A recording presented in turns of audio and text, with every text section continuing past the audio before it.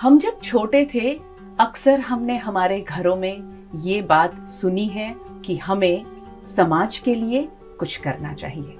हमारे इर्द गिर्द जो भी लोग थोड़े से परेशान हैं, मायूस हैं या फिर उनको किसी चीज की जरूरत है, उनको सहाय करना चाहिए, सपोर्ट करना चाहिए।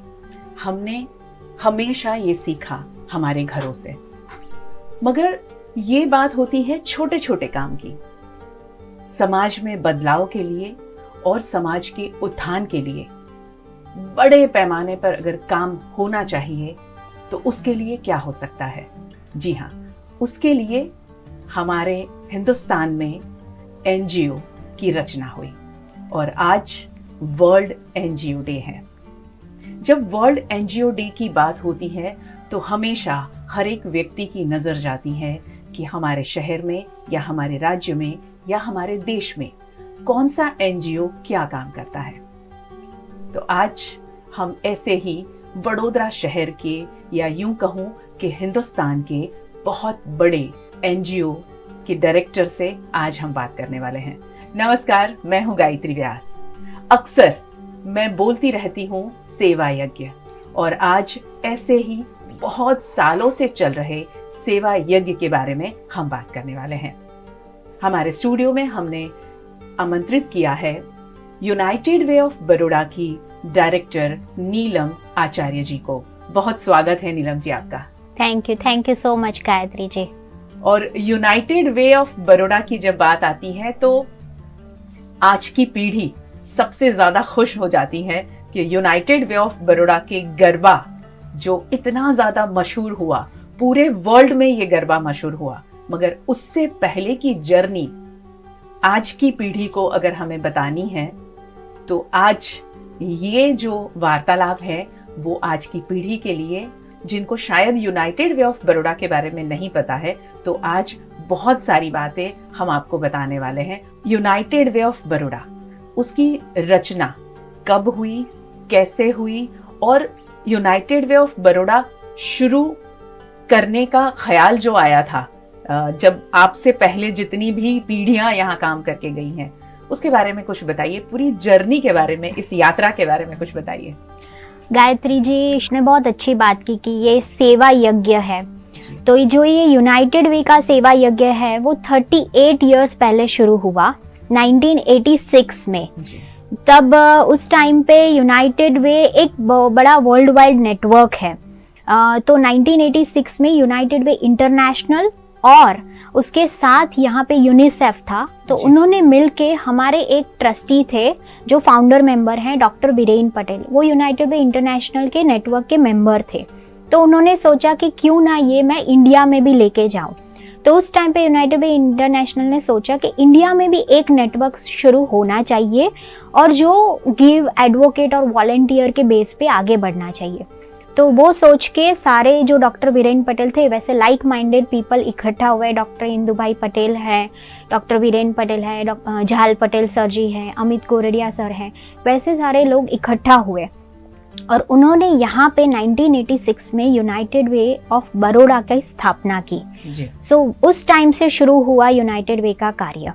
1986 में अभी कोई भी ऑर्गेनाइजेशन हम जब स्टार्ट करते हैं तो इट्स वेरी इंपॉर्टेंट कि फंड हमारे पास होना चाहिए। ट्रस्टीज ने थोड़ा बहुत डोनेशन करके अपने जैसे लोगों को इसमें जोड़ा, पर फिर भी चाहिए था क्योंकि लोगों को हेल्प करनी है तो हमारे पास डोनेशन ज़्यादा अमाउंट में होना चाहिए।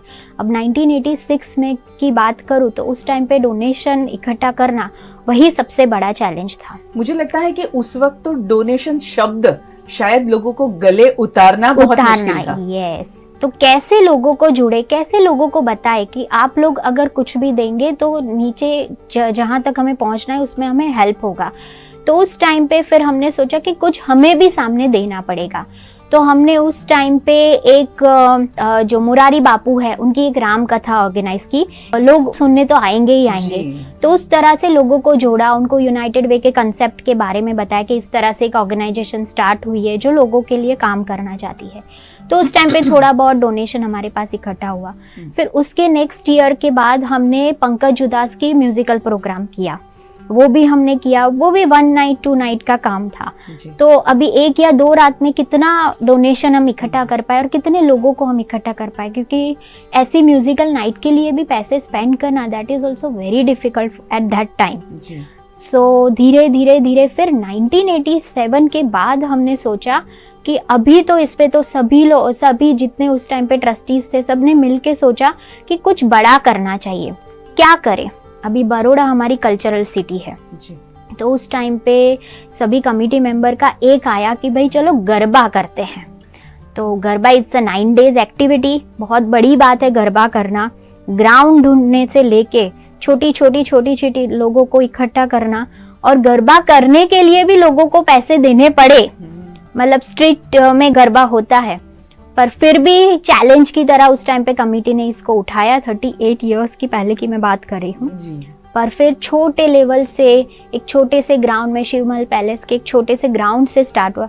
उस टाइम पे ग्राउंड मिलना, अभी भी ग्राउंड मिलना इट्स वेरी डिफिकल्ट, पर उस टाइम पे तो बहुत डिफिकल्ट था। पर थोड़ी परमिशन ली, थोड़े से आगे बढ़े, धीरे धीरे लाइक माइंडेड माहौल में सब लोग इकट्ठा हुए और गरबा हमारा शुरू हुआ। क्योंकि उस टाइम पे शेरी गरबा ज्यादा हुआ करता था, तो ग्राउंड पे आने वालों की संख्या बढ़ाना भी बहुत बड़ा चैलेंज हुआ होगा आपके लिए। बहुत बड़ा। और अपने ही गली में अगर हो रहा है तो मैं क्यों दूसरों के ग्राउंड में जाऊं, क्यों मैं वहां जाऊं। उस टाइम पे भी सेफ्टी इश्यू और वो सब होता ही होगा। तो फिर भी लोग जुड़े हमसे छोटे छोटे, तो धीरे धीरे हमारा गरबा आगे बढ़ता गया। फिर अतुल जी हमारे साथ जुड़े, अतुल पुरोहित जी, वो कोरस में गाते थे, फिर लीड सिंगर में आ गए। 5 साल के बाद उन्होंने लीड सिंगर में टॉप किया। तो फिर और हमारे साथ ये आज के यंगस्टर्स जुड़ने लगे। तो धीरे धीरे 2013-14 से लेके हमारा गरबा पिक होने लगा, और आई थिंक वर्ल्ड रिकॉर्ड में भी हमने नाम कमाया, क्योंकि इतने क्वालिटी लेवल और एक साथ, क्योंकि जनरली गरबा कई सारे जगह पे आप देखो तो ग्रुप में गाते हैं। एक हमारा ही गरबा यहाँ पे ऐसा है जो ट्रेडिशनल प्रॉपरली जो फॉर्म में गाया जाना चाहिए, जो संस्कृति है उसको संभाल के यूनाइटेड वे वो गरबा प्रेजेंट करता है।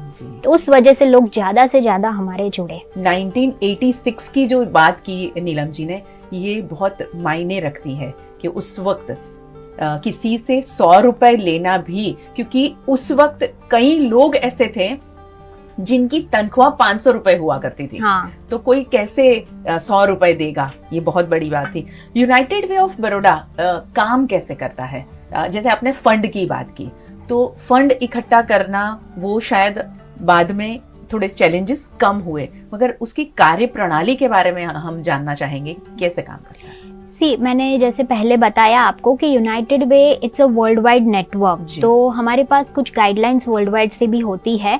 तो ये गरबा भी उसी का एक फॉर्म है कि हमें कहा है कि आपको एनुअल फंड रेज करना है ताकि आप डोनेशन की एक्टिविटीज कर पाए, और ज्यादा से ज्यादा दूसरी एनजीओज को भी आपको नेटवर्क की तरह हेल्प करनी है। We have to work as a network. So जो भी फंड रेज ये गरबा के थ्रू होता है, at the end of the year जो भी हमें प्रॉफिट रेज होता है उसके थ्रू हमारी एक कम्युनिटी इम्पैक्ट कमिटी बनी हुई है, और हमारे स्टैंडर्ड इंटरवेंशंस के एरियाज हैं कि हम हेल्थ पे काम करते हैं, एजुकेशन पे काम करते हैं, livelihood empowerment of women and all that, उस पे काम करते हैं, देन एनवायरनमेंट पे काम करते हैं, और स्पेशल यूथ एंड चिल्ड्रन पे काम करते हैं। तो ये 5 एरिया में हमारे पास जब भी कोई नया प्रोजेक्ट आता है उसको कम्युनिटी इम्पैक्ट कमिटी के थ्रू पूरा वैलिडेट होता है, और प्लस हम वो एनजीओ के विजिट करके समझते हैं कि सही में ये एनजीओ बेनिफिशियरी तक पहुंचती है। अगर उनका प्रोजेक्ट हमको वैलिड लगता है तो वो लोग जो प्रपोजल हमें देते हैं वो हम अप्रूव करते हैं, और उनको ग्रांट डिस्पर्स होती है, और रेगुलरली उनके इंटरवेंशन को मॉनिटर किया जाता है। और एवरी ईयर ये प्रोसेस चलता रहता है।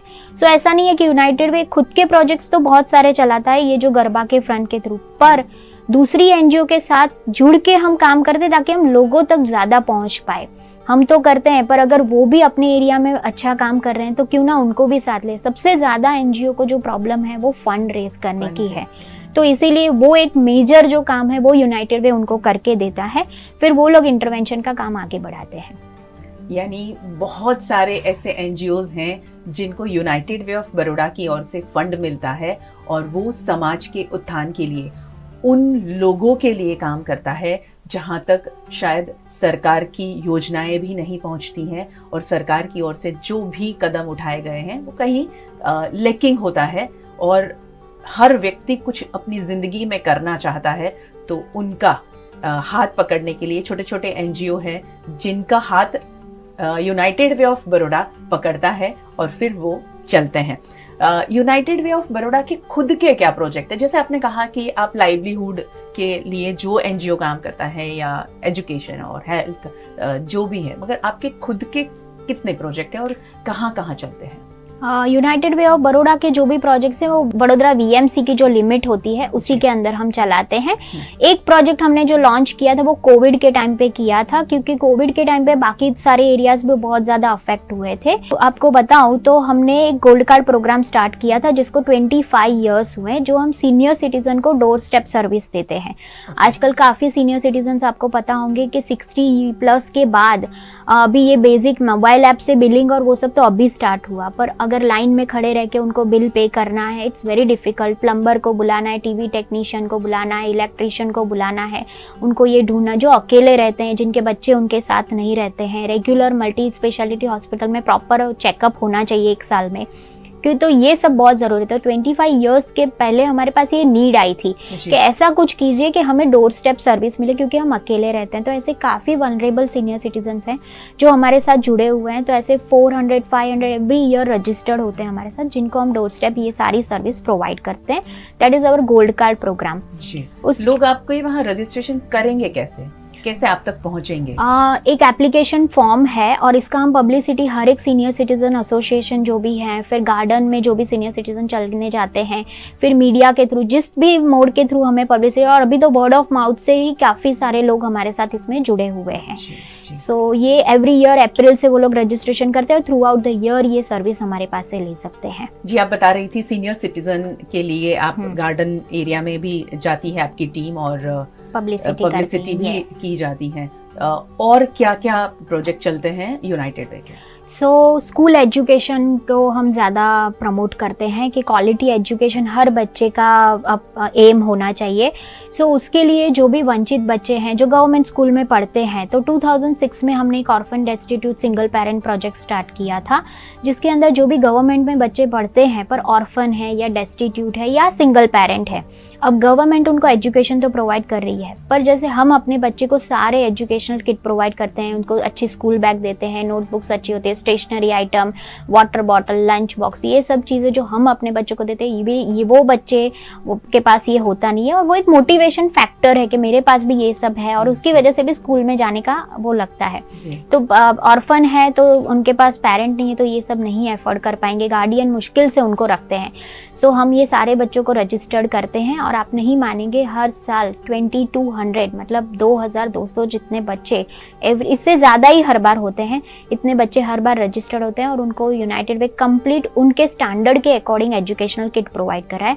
ये 2006 से हमारा प्रोग्राम चलता है, जो गवर्नमेंट स्कूल के साथ 120 गवर्नमेंट स्कूल हैं उनके साथ हम ये करते हैं। उसके साथ कई बच्चे ऐसे हैं कि जिनके पेरेंट हैं पर उनका जो स्कूल एजुकेशन या ट्यूशन है वो एफोर्ड नहीं कर पाते, तो उनको हम स्कॉलरशिप प्रोवाइड करते हैं। अगर बच्चा पढ़ने में ब्राइट है पर इकोनॉमिकली पुअर है, तो उनके लिए भी हमारा एक उमंग एजुकेशन प्रोजेक्ट चल रहा है। फिर कॉलेज एजुकेशन के लिए भी हम सपोर्ट करते हैं जी, कि वो हमारा पैन गुजरात प्रोजेक्ट है। वो 2005 से हमारा एक फिलैंथ्रोपिस्ट डोनर थे, नीदरलैंड से वो संस्था ने हमको सपोर्ट किया, तो वो उसके साथ यूनाइटेड वे ने भी अपने कंट्रीब्यूशन से इसमें ज़्यादा बचे, तो 3 बच्चों से वो प्रोजेक्ट स्टार्ट हुआ, जिसमें हम कंप्लीट कॉलेज एजुकेशन प्रोवाइड करते हैं। उसमें जो भी उनका कॉलेज का fees, tuition fees, transportation, books, maths fees, जो भी होता है, ये यूनाइटेड वे उनको प्रोवाइड करता है एज एन एजुकेशनल सपोर्ट। तो उसके अंदर अभी हमारे पास 1200+ बच्चे हैं, और आप नहीं मानोगे, बच्चे इतने जिसके घर की पूरी साल की इनकम 1 लाख थी, वो आज बच्चा महीने में 1 या 2 लाख कमाता है। तो वो जो स्टैंडर्ड ऑफ लिविंग उनके घर का बढ़ा है वो देखने जैसा है, और बच्चे का जो एम्पावरमेंट हुआ है, क्योंकि ऐसा नहीं है कि बच्चों को सिर्फ एजुकेशनल सपोर्ट, उसके साथ थ्रू आउट द ईयर उनके साथ mentoring program, how to face interview, how to have a group, participate in group discussion, क्योंकि ये सारे बच्चे गुजराती बैकग्राउंड से आते हैं, तो वहीं पे लैकिंग होते हैं, तो उनका पूरा मेंटरिंग कैसे करना है, उनका पूरी पर्सनालिटी डेवलप, उस पर भी यूनाइटेड वे काम करता है। तो एक फैमिली की तरह उनको अपने साथ 5 साल तक जब भी एजुकेशन है उनका, तब तक हम साथ लेके जुड़ते हैं। कोई ऐसा वाकया कि जो यूनाइटेड वे ऑफ बड़ौदा के सपोर्ट से जो बच्चे पढ़े हैं, बहुत अच्छी पोस्ट पे बैठा है, कोई ऐसी सक्सेस स्टोरी, ऐसी कुछ बताइए जिसका आपने जिक्र किया कि उनकी लाइफस्टाइल बदल गई। जो व्यक्ति हर एक चीज के लिए तरसता है, वो आज अगर 1 लाख रुपए से ज्यादा कमाने लगता है सालाना, तो उसके लिए तो बहुत बड़ी बात है। मगर ऐसा परिवार जिनकी जिंदगी में आपने बहुत कुछ बदला हो। अभी बड़ौदा का ही एक बच्चा है जी। जिसको हमने कोरोना से पहले सिलेक्ट किया था, आई थिंक 2018 की बात है। वो बच्चा, उसको हमने डीएड Dhirubhai Ambani institute of communication and technology के लिए सपोर्ट किया था। उसको स्कॉलरशिप भी काफ़ी मिली कॉलेज एजुकेशन के लिए। अब वो बच्चे का बैकग्राउंड अगर मैं बताऊं तो उसके पापा जो हैं फादर, उनके केले की लारी लगाते हैं। तो आप सोच लीजिए घर की क्या हालत होगी, क्योंकि मुश्किल से पूरे दिन के शायद 100, 200 या 300, 400 कमाते होंगे।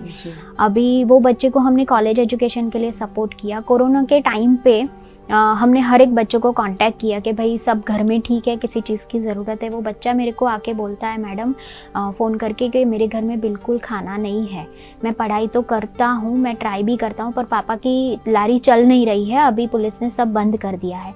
सो मुझे कहीं से भी थोड़ा सा राशन अगर मिल जाए, मैं आपको जैसे भी होगा मैं कुछ करके आपको रिटर्न। मैंने कहा कोई रिटर्न की बात नहीं करनी है बेटा, आप पढ़ाई पे कॉन्सेंट्रेट करो, राशन हम देख लेंगे। उसको तुरंत के तुरंत 3-4 महीने का राशन हमने वही दिन पे, वही 1 घंटे में उसके घर पे पहुंचाया। वो बच्चे को इंटर्नशिप, वो बच्चा मतलब 9 CPI 10 CPI जो कॉलेज एजुकेशन के ग्रेड शीट हैं 10 out of 10 वो तो वो लाता था। उसको फर्स्ट जो इंटर्नशिप मिली वो स्प्रिंकलर में मिली और उसका स्टाइपन 2 lakhs था, स्टाइपन इन इंटर्नशिप टाइम। क्या बात है। हाँ, और उसके बाद उसको सीधा गूगल ने हायर किया। अरे तो उसका पैकेज, मतलब मैं क्या बताऊं, मतलब वो बच्चा खुद नहीं समझ सकता कि मुझे इतना बड़ा पैकेज, मतलब वो उसके घर की हालत और वो सब, मतलब हम जब ये स्टोरी खुद ऐसे इमेजिन करते तब हमें लगता है कि नहीं यार सही में चेंज आया, सही में वो कहता है ना हीरे को चुन के उसको पॉलिश कर दिया। जी। तो आज वो बच्चा गूगल में जॉब कर रहा है और आप नहीं मानेंगे उसके जैसे जितने भी बच्चे हमारे साथ जुड़े हैं उन सबको मेंटर भी कर रहा है। तो ऐसे तो कई किस्से हैं। एक बच्चा था जिसके घर मैं खुद गई थी। हम लोग किसी भी बच्चे को सिलेक्ट करते हैं तो पर्सनली होम विजिट करते हैं। तो मैं उस बच्चे के घर में गई थी। तो मैंने वो बच्चा खाना खा रहा था। मैंने कहा क्यों अभी खा रहे हो? मैं शायद 3-4 बजे गई थी। ऐसे ही मैंने जनरल क्वेश्चन किया तो कि बस आज मम्मी ने 3-4 दिन के बाद आज खाना आया है घर पे, अदरवाइज हमारे पास इतना खाना नहीं होता। तो वो भी 3-4 दिन के बाद अगर कोई लेफ्ट ओवर फूड उसकी मम्मी को देता है तब वो बच्चा खाता है। तो आई वॉज लिटरली लाइक, मुझे ऐसा लगा कि मैं क्या करूं इस बच्चे के लिए। फिर मैंने पूछा कि आपके परसेंटेज क्यों ऐसे हैं, फ्लक्चुएट हो रहे हैं। तो बच्चे ने बताया कि देखिए मैं पढ़ाई करता हूँ पर मेरे पास कोई सोर्स नहीं है, मुझसे जितना होता है मैं अपने आप ही पढ़ाई करता हूँ, मेरे पास ना बुक्स है ना कुछ भी है, जो भी कॉलेज से थोड़ा बहुत होता है वही मैं मैनेज करके पढ़ाई करता हूँ। तो उसको मैंने पूछा कि तेरे को हेल्प किस में चाहिए? उसने बोला कॉलेज और ट्यूशन के लिए अगर हेल्प हो जाए और मुझे बुक्स लेनी है थोड़ी, मैं कर सकता हूँ और मैं करके दिखा सकता हूँ। फिर उसको हमने पढ़ाई किया। आज वो बच्चा एक मल्टीनेशनल कंपनी में जॉब कर रहा है। सोचिए जब उसको हमने मेंटरिंग सेशन के लिए हमने ये बड़ी होटल सूर्या पैलेस में रखा था, वो वीडियो ले रहा था कि होटल में किस टाइप का फूड होता है, मतलब वो भी देखना और वो भी ऐसा भी फूड होता है, वो भी उनके लिए एक ड्रीम होता है। सो वो बच्चे को हमने जब पढ़ाया और उसको जॉब मिली, उसकी मम्मी का रोते रोते फ़ोन आया कि आज से मेरे बच्चे 2 टाइम खाना खा पाएंगे। मतलब वो ऐसा लगता है कि हम अपने बच्चों को सब कुछ दे रहे हैं, हम बहुत ब्लेस्ड हैं, पर काफ़ी सारे हीरे हैं जो ऐसे छूट रहे हैं। तो वो चुन चुन के हमने ये 1200 जो स्टोरीज़ है ना वो सारी ही ऐसी है। आपको मैं कहूँ, एक बच्चा हमारा लीलावती हॉस्पिटल में जॉब कर रहा है, एक बच्चा ऑर्थोपेडिक है, एक बच्चा खुद की क्लिनिक स्टार्ट की है, कितनों ने अपना बिजनेस स्टार्ट किया है। और ये सारे बच्चे जो कहीं ना कहीं पहुंच गए, उनको पता है कि हम कहाँ से आए थे, तो वो उनके जैसे जितने बच्चे हैं ना उन सबको मेंटर करते हैं। क्या बात है। यही एक बहुत इम्पोर्टेंट चीज है कि हर व्यक्ति जो अपनी परेशानियों को छोड़कर आगे बढ़ा है और वो परेशानियां उन्होंने झेली है, आप जैसी संस्थाओं ने उनको सपोर्ट किया है, अब वो चाहते हैं कि हम समाज में उन लोगों को सपोर्ट करें। ये बहुत बड़ा मैसेज है, बहुत बड़ा समाज के लिए मैसेज है। जब भी आपके मन में यूनाइटेड वे ऑफ बड़ौदा के लिए कोई सवाल उठे ना, तो नीलम जी जो बता रही हैं, इस बात को दोबारा सुनना, उस पर गौर करना कि यूनाइटेड वे ऑफ बड़ौदा जो भी फंड रेजिंग कार्यक्रम करती है, जहाँ से भी फंड आता है, वो आप सोचिए कैसे घरों में, कैसे परिवार के उत्थान के लिए जाता है। तो सवाल जायज़ है, उठेगा, मगर उसके जवाब में ये सारी बातें आपके जहन में बिठानी बहुत ज़्यादा ज़रूरी है। अब मैं बात करूंगी VNM फाउंडेशन के प्रोजेक्ट के बारे में। Mental health awareness and prevention, पहल बेहतर कल की, और आप सब जानते ही हैं।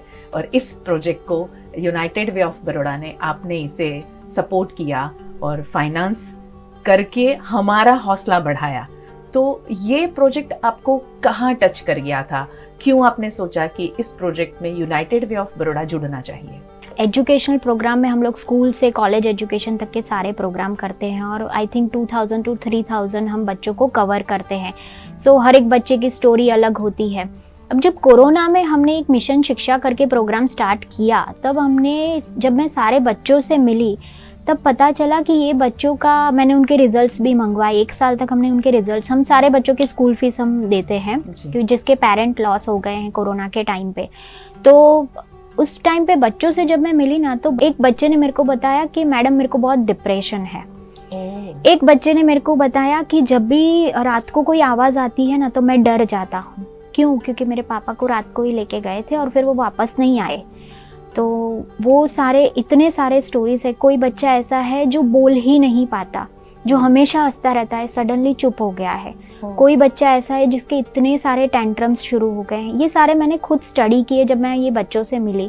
कई बच्चे ऐसे हैं, क्योंकि मेजॉरिटी 95% केस में हमने ये पाया, जब हमने रिसर्च की तो ये पता चला कि फादर जो मेजर ब्रेड विनर है वही लॉस हो गया है। तो जो मदर उनके साथ रहती थी, पूरे दिन मदर वहाँ पे रहती थी उनके बच्चे के साथ ही, वो सडनली जॉब करने लगी क्योंकि उसको घर तो चलाना है, बच्चों को 2 टाइम खिलाना। अकेला हो गया, बच्चा अकेला हो गया, बच्चे के सामने कोई नहीं है। मदर अपने ऑफिस के, जिसने कभी काम नहीं किया, उसको बाहर जाके टारगेट्स अचीव करने हैं, घर पे आके इन-लॉज को संभालना है, बच्चे को संभालना है, तो वो भी फ्रस्ट्रेशन में है।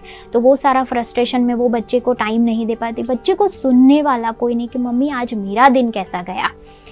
तो उस टाइम पे रियलाइज़ हुआ और मैंने मेरे ट्रस्टीज़ और सबसे भी बात की कि हमें ये, इस पे कुछ तो करना चाहिए। बच्चों की मेंटल हेल्थ बहुत ज़्यादा अफेक्ट हुई है और ये सारा एजुकेशन को भी अफेक्ट करा है। और बाय लक मैं ऐसा कह सकती हूँ कि 1 साल पहले VNM ने हमें मेंटल हेल्थ प्रोग्राम सजेस्ट किया। वो कहते हैं ना कि कुछ करने की इच्छा है तो पूरी कायनात हमारी हेल्प करती है।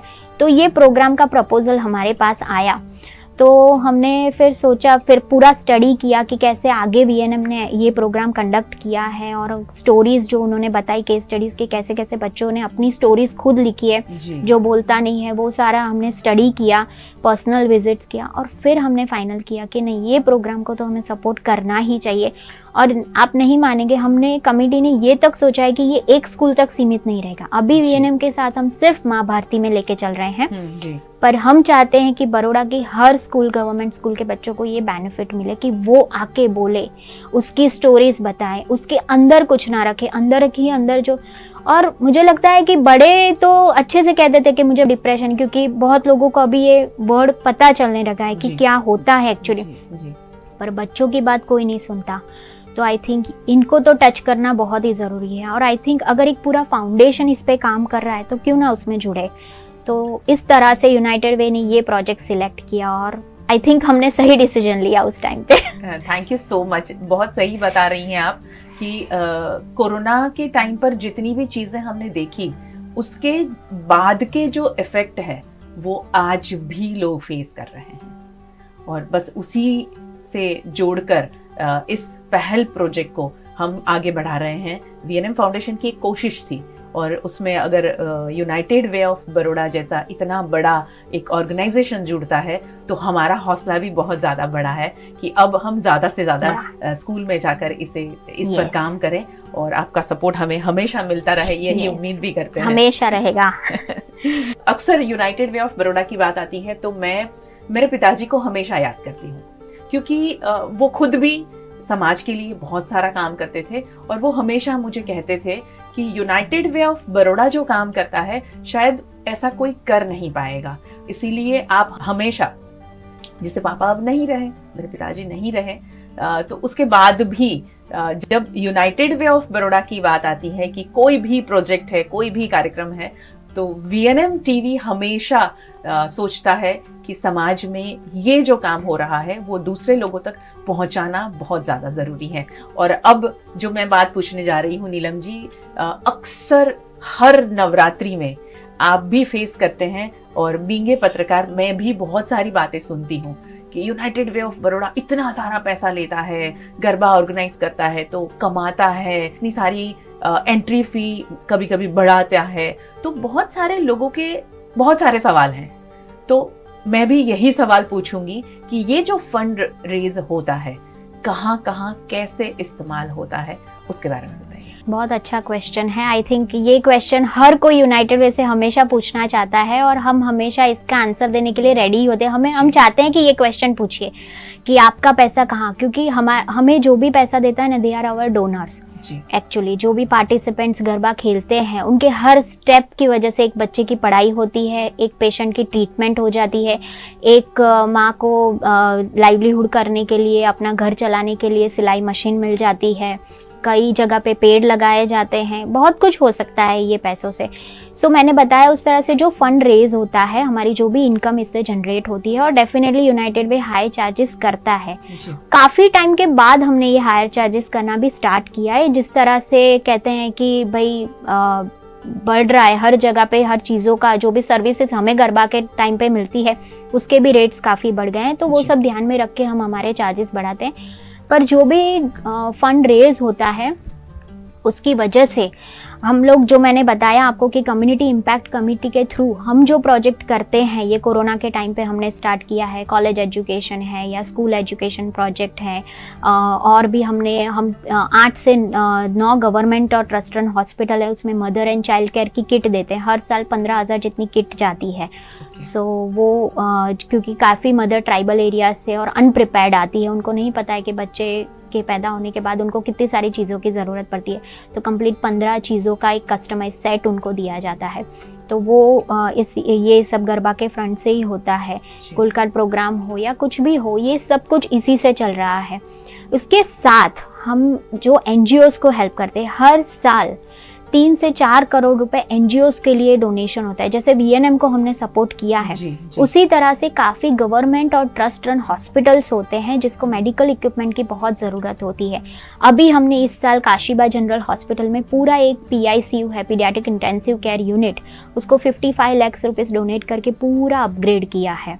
क्योंकि वहाँ पे 2012 में हमने NICU दिया था, उसके बाद से अब तक 3 लाख जितने बच्चों की ट्रीटमेंट हुई है जो अपनी ट्रीटमेंट के एफर्ड नहीं कर पाते उनके पेरेंट्स। सो वैसे सारे बच्चों की ट्रीटमेंट के लिए उसके साथ चारोतर आरोग्य मंडल है, उनको हम हर साल देते हैं जो पेशेंट्स अपनी ट्रीटमेंट एफर्ड नहीं कर पाते हैं।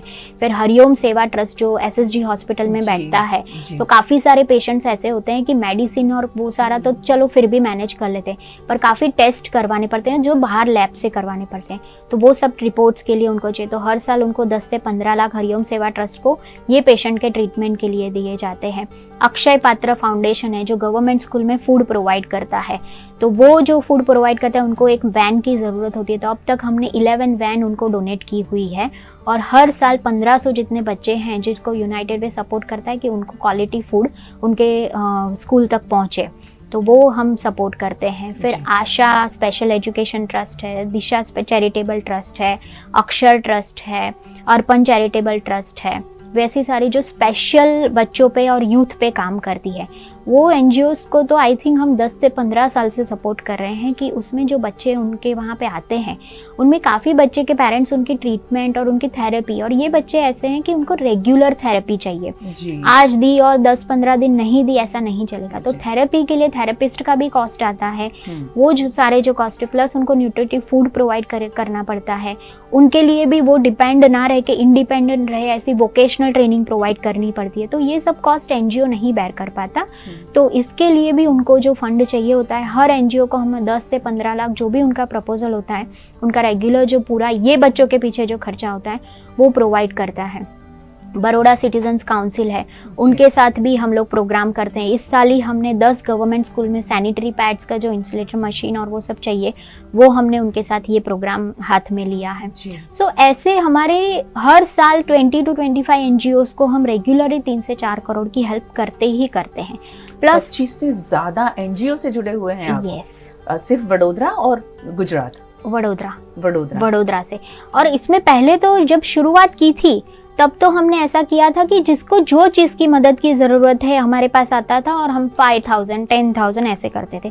पर 2012-13 से फिर हमने एनजीओज को कहा कि आप बड़े लेवल के प्रोजेक्ट्स लीजिए जिसमें ज़्यादा बेनिफिशरीज कवर कर पाए, और लार्ज स्केल प्रोजेक्ट ही लिए तो 5 लाख 10 लाख की जिसमें ग्रांट की ज़रूरत हो, पर हमें एक पूरे साल में एक इम्पैक्ट दिखे कि भाई बेनिफिशियरी में ये चेंज आया। तो इस वजह से फिर ऐसी एनजीओज हमसे जुड़ने लगी और फिर उन्होंने पूरा कंप्लीट 1 साल का प्रपोजल हमें देने लगा, और फिर हम throughout the year regular उनको मॉनिटर करके उनको हर साल फंड देते रहते हैं। या registered charity organisation, charity commission में भी हमारे अकाउंट्स जाते हैं, तो इस और वर्ल्ड वाइड नेटवर्क है। सो और कोई भी कैश ट्रांजेक्शन नहीं होता, हर चीज़ जो होती है वो आप चेक से और एनईएफटी और वही सब से, तो पूरा बैंकिंग ट्रांजेक्शन क्लियर है। आखिरी बात, आज वर्ल्ड एनजीओ डे है, क्या संदेश देंगे लोगों को और ऐसे ऑर्गेनाइजेशन जो आपसे जुड़े हुए भी हैं और नहीं भी जुड़े हुए हैं? आज वर्ल्ड एनजीओ डे है तो मैं तो इतना ही कहूँगी कि एनजीओ का काम ऐसा नहीं है कि आज किया और कल छोड़ दिया। जी। जब हमने शुरू किया है ये सेवा यज्ञ, बहुत अच्छा नाम दिया है आपने इसे, सेवा यज्ञ एक पर्टिकुलर पीरियड ऑफ टाइम के लिए नहीं हो सकता। हमें इसमें ज़्यादा से ज़्यादा लोगों को जुड़ना है, क्योंकि आज ही मैं मेरी टीम से भी बात कर रही थी कि हम कितना भी काम करें ना कम ही है। आई थिंक हम जितना भी काम कर पाए, जितने लोगों तक, क्योंकि अभी भी काफ़ी बच्चे ऐसे हैं, अभी भी काफ़ी पेशेंट्स ऐसे हैं जो ट्रीटमेंट से वंचित है, अभी काफ़ी बच्चे हैं जिनको एजुकेशन, स्ट्रीट चिल्ड्रन, कोई भी आप प्रोजेक्ट हाथ में ले लो, पर जितना हो सके इन डेप्थ लोगों तक पहुंचने का प्रयत्न कीजिए। अगर एनजीओ खोला है तो सही में जो सोशल वर्क करना है वो गांव के अंदर जाके लोगों से मिलके, लोगों के साथ रह के, लोगों को साथ में जोड़ के ही करना पड़ेगा। ऐसे ऑफिस में 4 दीवार में बैठ के तो नहीं होगा एनजीओ का काम।